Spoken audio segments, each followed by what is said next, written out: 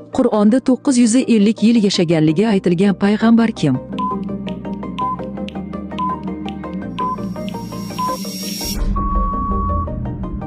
To'g'ri javob: Nuh alayhissalom.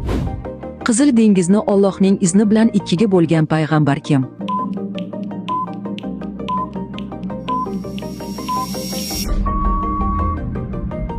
To'g'ri javob: Muso alayhissalom.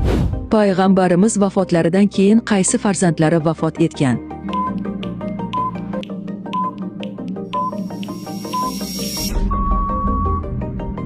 To'g'ri javob: Hazrati Fotima. Qur'onda nomi ochiq tilga olingan birinchi ayol kim?